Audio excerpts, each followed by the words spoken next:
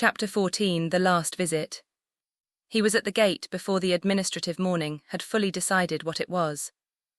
The light was the same as always, sourceless even without the particular quality that early light had in the world he'd come from, that specific slant of morning that made everything look provisional and new. Touring didn't do provisional. It didn't do the suggestion that the day was still becoming itself. The light simply was, fully and immediately, the same at this hour as any other. He missed early light. He filed that away in the place where he kept the things he missed, and went through the gate. Raven was waiting on the other side. Not inside, at the threshold, right at the place where the gate opened onto the first block street, as though she'd wanted to be the first thing he saw when he came through. She had the bread. A cloth-wrapped package identical to the one Marin had given him the night before, held in both hands.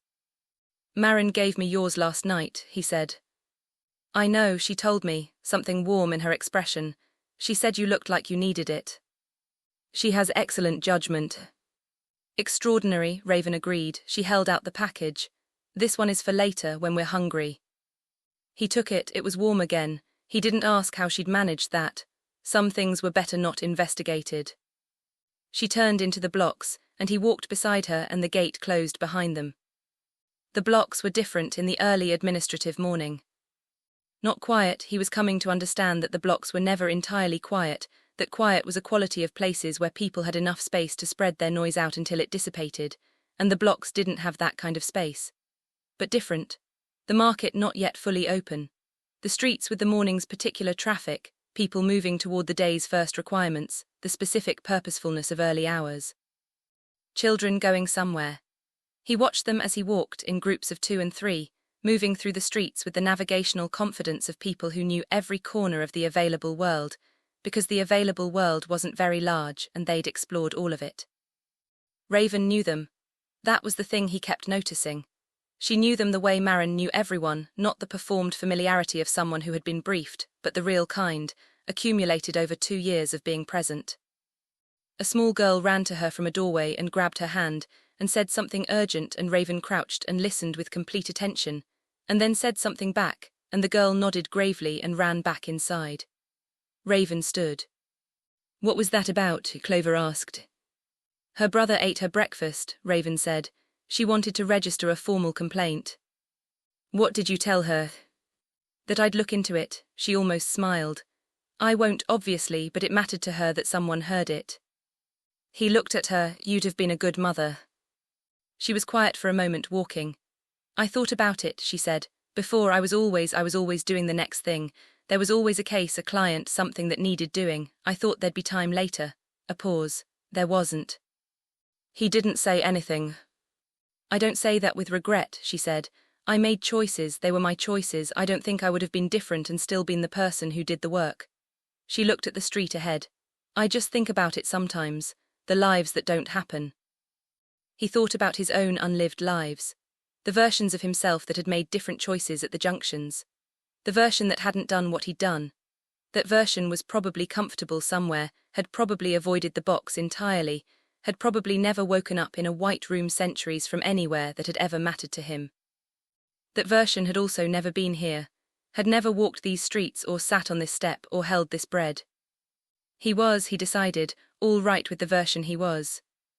She took him to the far end of the blocks, past the eastern wall where he'd stood with Petra, past streets he'd walked before and some he hadn't, to a place where 2 buildings met at an angle that created an enclosed space. Not quite a courtyard, too small and accidental for that, more like a gap the city had forgotten about and the blocks had quietly claimed. The walls of both buildings were covered in colour. He stopped. Not the handwriting of Vex's room, not words at all.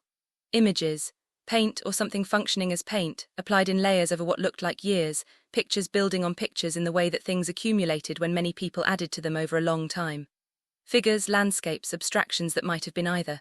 Faces, animals, plants growing up the walls in colours that had nothing to do with what plants actually looked like and everything to do with what plants felt like. In the corner, low on the wall, at the height a child would reach. A beetle, rendered in careful detail, with the patient accuracy of someone who had looked at the thing they were painting for a very long time. He looked at it for a moment, then he looked at Raven. "Seb," she said. "When?" Last week, she looked at the beetle. He showed it to me before he painted it, asked if I thought the proportions were right. A pause. They were exactly right, he'd been studying it. Clover looked at the walls. At the accumulated color of them, the layers, the additions, the evidence of many hands over many years. The blocks had built this the way they'd built everything else, with what was available in the available space, because the thing needed to exist and the official city wasn't going to make space for it. Nobody from the other side has seen this, he said. I asked Petra, Raven said. She said the administrators who came through the gate never came this far in. They came to the market, to the distribution point, to the main street. They didn't walk all the way here. She looked at the walls. I don't think they were curious enough. Or they were afraid of what they'd find. Maybe, she said, same result. He looked at the walls. At the full accumulated human record of them, the evidence that people with limited space and limited resources and limited everything had still found the wall and decided to put something beautiful on it. Not for anyone outside, not as a statement or a protest, just because it needed to be there. This is what you wanted to show me, he said. Yes, she sat on the low ledge at the base of the opposite wall and looked at it. I found it in my first month in the blocks. I'd been walking and I took a wrong turn. I take a lot of wrong turns, it's how I find things, and I came around the corner and she stopped. I sat here for 2 hours. I didn't plan to. I just couldn't leave. He sat beside her on the ledge. They looked at the walls together. Why didn't you tell anyone from the other side? He said. Because it wasn't mine to tell, she said simply. It belongs to them. I was a visitor. A pause. I'm still a visitor. He thought about that. About the distinction between belonging to a place and being received by it. He'd been a visitor his whole career, arriving at scenes, at situations, at other people's catastrophes, always the outside perspective, always the one who came in and asked questions and left. He was a visitor here too. And yet, he unwrapped the bread. She took her portion and he took his, and they sat on the ledge in the forgotten courtyard and ate Marin's bread in front of the walls, and let the morning do what it was doing around them. The blocks going about their daily life, the noise of it audible even here, the evidence of people living at full volume in the space available. The bread was extraordinary. What does she put in this? He said. I've never asked, she said. Some things are better not investigated, he said. She smiled, the full version, rare and real. He'd seen it a handful of times across the investigation, and he'd catalogued each one without meaning to. The way you catalogued things you suspected you were going to need to remember. Clover, she said. Yes. Thank you for coming here. She was looking at the walls, not just today, all of it.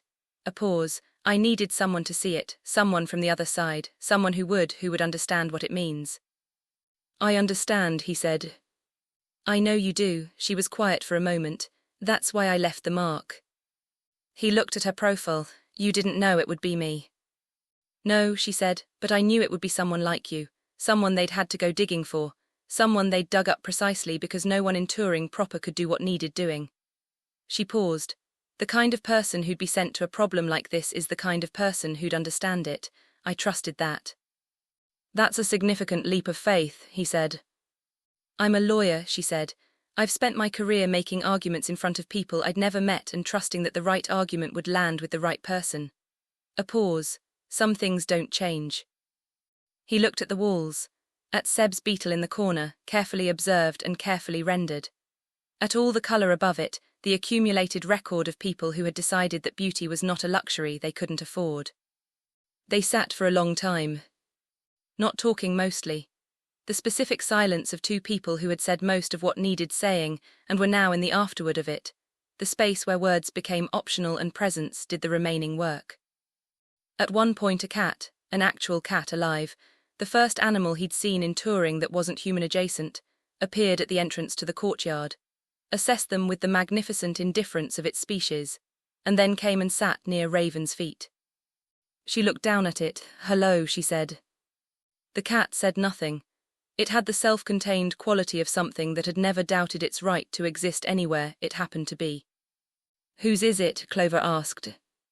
Everyone's, she said. It moves between the blocks. People feed it when they have something to spare. She looked at it.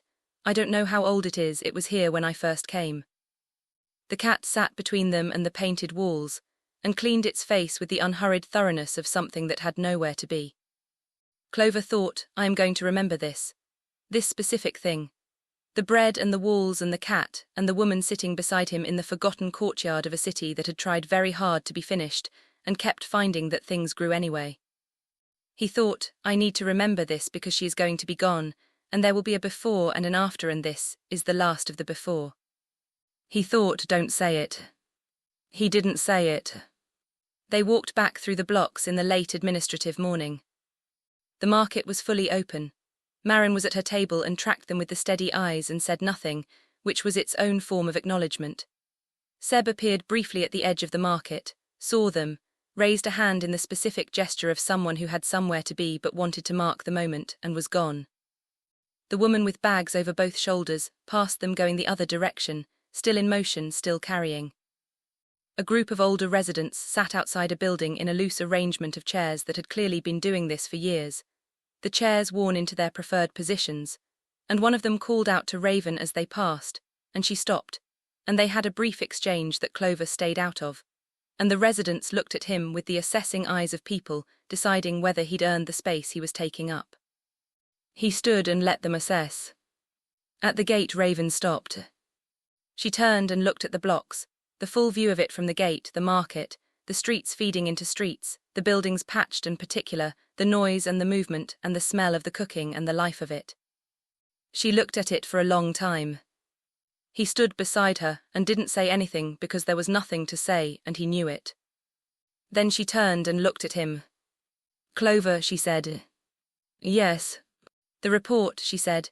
When you write it, make sure they know about the courtyard, the painted walls. A pause. Make sure they know that the people in the blocks built something beautiful in the space they had. That should be in the record. It will be, he said.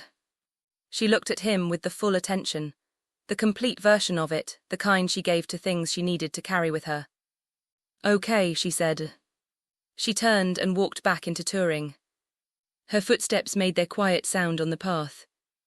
He stood at the gate and watched her go, the grey coat, the pulled-back hair, the particular way she moved that was hers entirely, the uploaded walk that had somehow retained or developed or chosen a quality that was completely individual. She didn't look back. He'd known she wouldn't. She was the kind of person who didn't look back, who made the decision and walked toward it fully without hedging. He'd known that since the first time she'd left his workspace. He watched her until she turned a corner and was gone. Then he turned back to the blocks, to the gate, to the guard figures on either side of it doing their eternal stationed work. He went back through the gate, alone this time, and walked to the courtyard with the painted walls. He sat on the ledge where they'd sat. He looked at the walls for a long time. Then he took out his paper and his pen, and he wrote down everything about the courtyard. The dimensions of it, the colours, Seb's beetle in the corner, the layers of accumulation, the cat, the bread. All of it in the specific language of someone trying to put a thing into words precisely enough that someone who hadn't been there could see it. He wrote it so carefully that by the time he was done, the administrative afternoon had become the administrative evening, and the light was still exactly the same, and somewhere in the city, a woman in a grey coat was walking toward a decision she had already made. He closed his notebook. He sat for a while longer in the courtyard that nobody from the other side had seen except him and Raven. Then he walked back to the gate.